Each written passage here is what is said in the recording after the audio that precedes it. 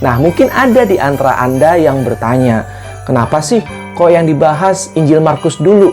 Padahal menurut susunan di Alkitab, ya kan, Injil Markus itu bukan di urutan yang pertama, melainkan Injil Matius. Dengan adanya video ini, saya ingin menjelaskan alasannya mengapa untuk pertama kali yang dijelaskan adalah Injil Markus.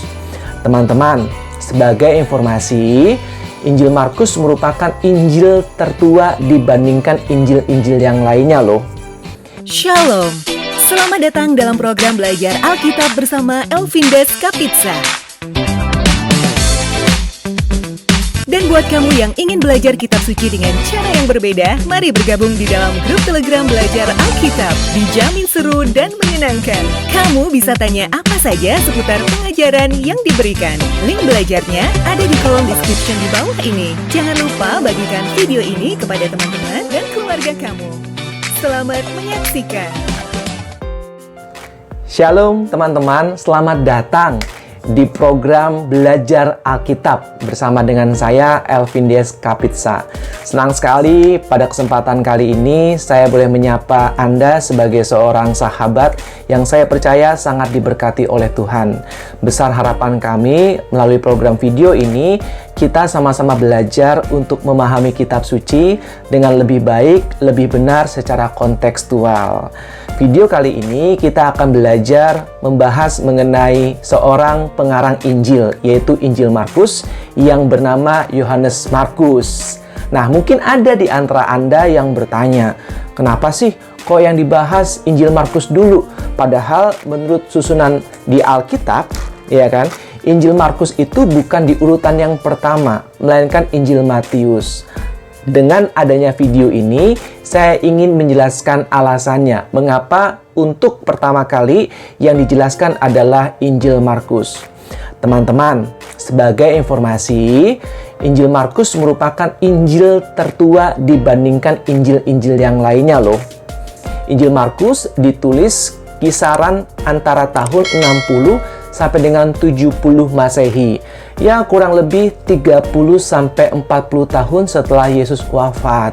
Nah, Injil Markus juga merupakan salah satu sumber dari Injil Matius dan juga Lukas. Itulah kenapa ketiga Injil ini, yaitu Matius, Markus, dan Lukas, disebut Injil Sinoptik. Teman-teman, penulis Injil Markus adalah Yohanes Markus. Yohanes Markus ini bisa dikatakan sebagai seorang pelayan Tuhan, sebagai seorang misionaris, sebagai seorang yang punya hasrat, punya kerinduan mewartakan Injil Tuhan. Nah, Tuhan memakai dia sangat luar biasa. Untuk pembahasan kali ini, saya akan banyak membahas dari beberapa buku referensi yang bisa dijadikan daftar pustaka. Yang pertama, pengantar singkat Perjanjian Baru karangan Seto Marsunu. Lalu yang berikutnya, Markus Injil yang belum selesai karangan Romo Martin Harun OFM. Lalu yang berikutnya, pengantar ke dalam Perjanjian Baru karangan Dr. Grunen OFM. Dan yang terakhir yaitu Warta Rohani Injil Markus. Ini buku yang sangat lama. Namun di video kali ini tidak keempat buku ini yang akan saya jadikan referensi atau sumber, melainkan hanya dua buku saja. Yang pertama, Markus Injil yang belum selesai. Yang kedua, pengantar Perjanjian Baru. Kita mulai ya. Pertama, Yohanes Markus itu dikenal sebagai seorang keponakan dari Barnabas. Nah, itu bisa kita jumpai di dalam Kolose 4 ayat yang ke-10. Teman-teman, mari kita buka bersama Kolose 4 ayat yang ke-10.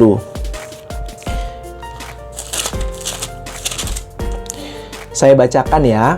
Salam kepada kamu dari Aristarkus, temanku sepenjara, dan dari Markus, kemenakan Barnabas.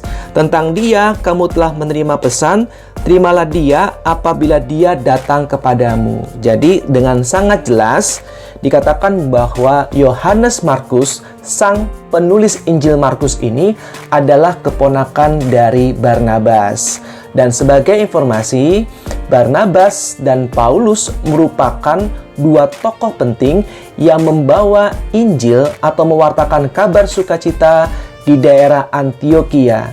Dan untuk pertama kali pengikut Yesus disebut Kristen itu di Antiokhia karena jasa dari Barnabas dan juga Paulus. Sedangkan Yohanes Markus merupakan keponakan dari Barnabas. Yang berikutnya, saya akan bacakan dari buku Pengantar Perjanjian Baru karangan Seto Marsunu di halaman 64. Dikatakan bahwa Yohanes Markus juga merupakan kelompok dari Paulus dan Barnabas waktu mereka mengunjungi Yerusalem untuk menyampaikan bantuan. Ya, jadi Yohanes Markus ini merupakan kelompok di dalam kelompok Paulus dan juga Barnabas. Itu dapat dijumpai dalam Kisah Rasul 12 ayat 25. Nah, dalam perjalanan misi Paulus yang pertama, Yohanes Markus juga ikut ambil bagian bersama dengan Paulus dan Barnabas. Dikatakan, ia menyertai Barnabas dan Paulus dalam perjalanan misi yang pertama, tetapi kembali ke Yerusalem ketika mereka masuk ke Asia, yakni di Perga yang terletak di Pamfilia. Itu kita bisa temukan dalam Kisah Rasul bab 13 ayat 5 dan juga ayat 13. Namun dalam perjalanan misi yang kedua, pada saat Barnabas, paman dari Yohanes Markus, ingin mengajak Markus ikut ambil bagian, Paulus menolaknya.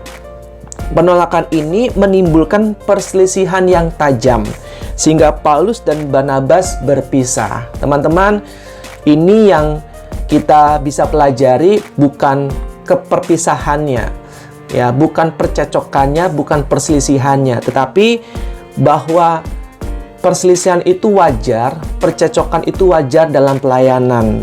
Namun, kalau kita lihat akhirnya, mereka berdamai.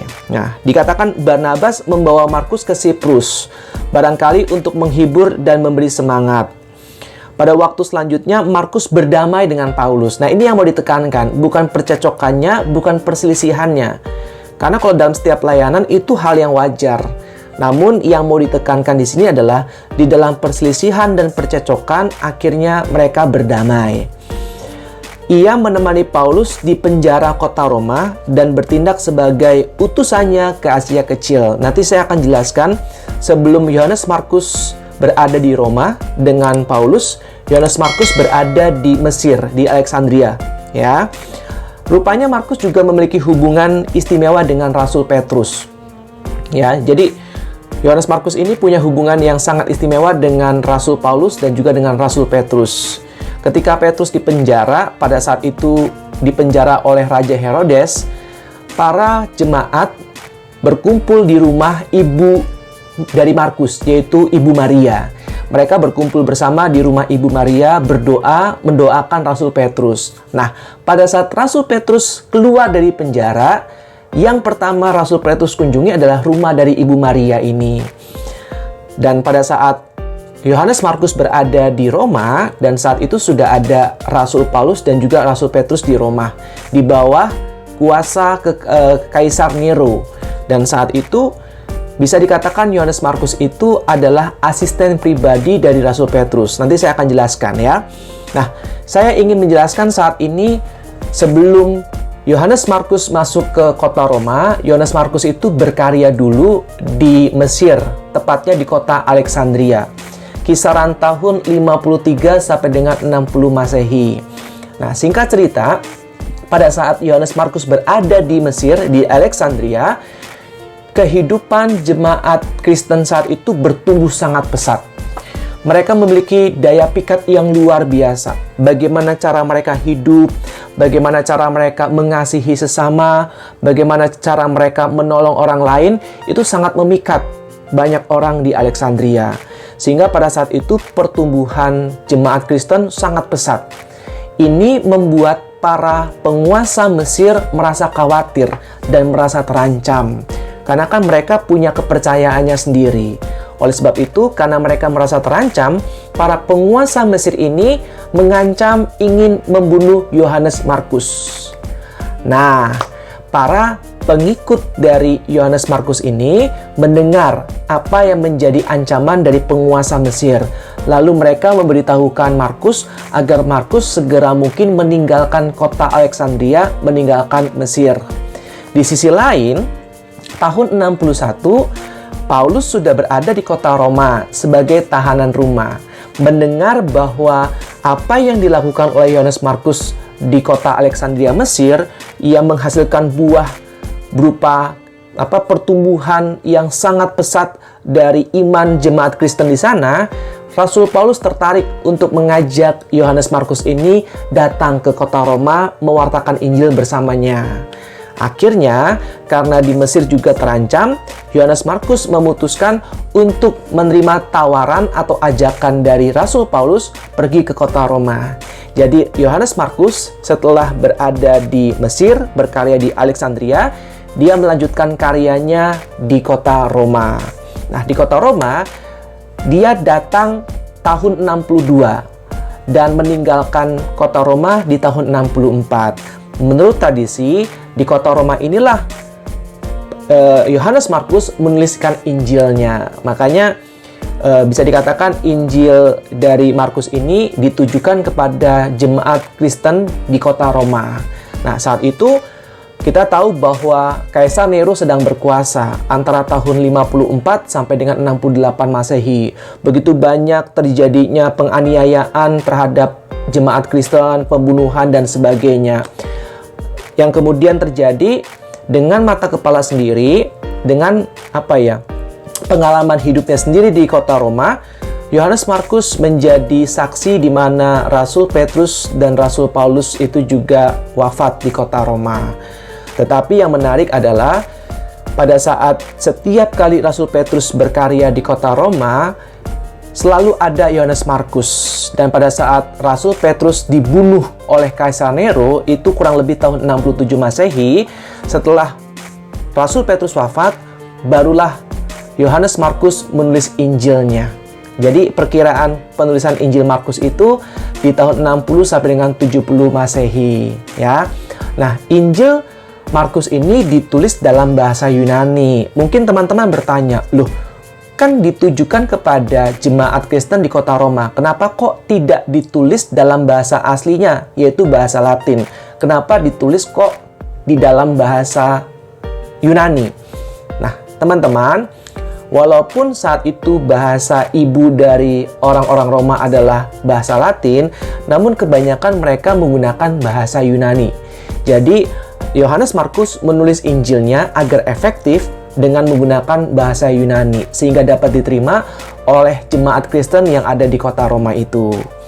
Kalau kita perhatikan, pada saat Markus benar-benar menulis Injilnya, Markus mengalami sebuah tantangan. Karena saat itu Kaisar Nero begitu kejam, begitu berkuasa. Singkat cerita, Yohanes Markus memutuskan untuk pulang ke kota Alexandria, Mesir. Dan pada saat dia pulang ke kota Alexandria, Mesir, tepatnya di tahun 68, itu Yohanes Markus ditangkap ternyata. Jadi para penguasa Mesir ini ternyata masih menyimpan dendam. Pada saat dia kembali ke Mesir, memang perubahannya sangat signifikan. Kota Alexandria bertumbuh dengan sangat pesat, dengan sangat maju, bahkan sudah ada katedral yang didirikan atau dibangun oleh Ananias. Nah, pada saat itu, Paskah di tahun 68, Yohanes Markus berada di gereja itu, tetapi ternyata dia ditangkap oleh para prajurit dari penguasa Mesir, dan akhirnya setelah ditangkap, dia diikat. Dia diikat, lalu diseret, teman-teman. Waduh, diseret di jalan yang berbatu-batuan. Sambil ditarik kan kepalanya, badannya. Nah, setelah diseret, ternyata mau dibakar, menuju ke tepi laut. Jadi sudah disiapkan timbunan kayu-kayu agar Yohanes Markus ini bisa dibakar. Dan pada saat Yohanes Markus mau dibakar, ternyata ada badai yang begitu kencang, angin yang begitu kencang, gemuruh, dan akhirnya hujan yang sangat lebat yang membuat mereka akhirnya tidak jadi membakar Yohanes Markus. Namun karena sudah diseret, lalu jalan-jalan berbatuan, dan ternyata diseretnya itu membuat kepala dari Yohanes Markus itu terlepas dari badannya. Nah, ini yang membuat Yohanes Markus akhirnya walaupun nggak jadi dibakar, toh juga meninggal dunia. Jenazahnya itu akhirnya diambil oleh para pengikutnya dan dibawa di katedral kota Alexandria. Nah, ini yang menjadi akhir dari kehidupan Yohanes Markus. Namun setelah Yohanes Markus meninggal dunia, karya-karyanya tetap abadi, tulisan-tulisannya tetap mengagumkan. Ini tokoh yang luar biasa. Di awal tadi saya katakan, dia seorang misionaris, dia seorang pewarta Injil, pewarta kabar sukacita, dia seorang yang luar biasa. Dan tulisannya ternyata menginspirasi Matius dan Lukas untuk menjadikan salah satu sumber dari penulisan Injil mereka. Dan terakhir sebagai informasi, kalau kita baca di 1 Petrus 5 ayat 13, mari kita buka bersama. 1 Petrus 5 ayat 13.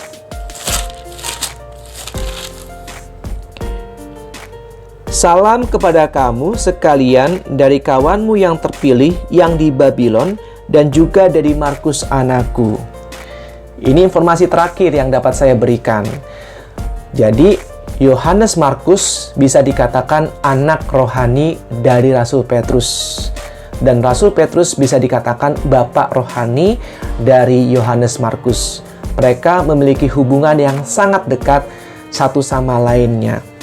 Itulah kenapa Injil Markus memiliki kekhasan tersendiri, karena memang Yohanes Markus sangat dekat dengan Rasul Petrus, dan kita tahu bahwa Rasul Petrus juga memiliki hubungan yang sangat dekat dengan Tuhan Yesus. Terima kasih teman-teman untuk setiap atensinya, setiap waktunya mendengarkan video ini. Saya berharap video ini dapat memberkati kita semua, dan silahkan like, subscribe, dan komen untuk setiap video-video yang akan ditampilkan. Saya akan berusaha semaksimal mungkin untuk update setiap renungan-renungan pembelajaran bersama melalui video program Belajar Alkitab ini. See you, God bless you.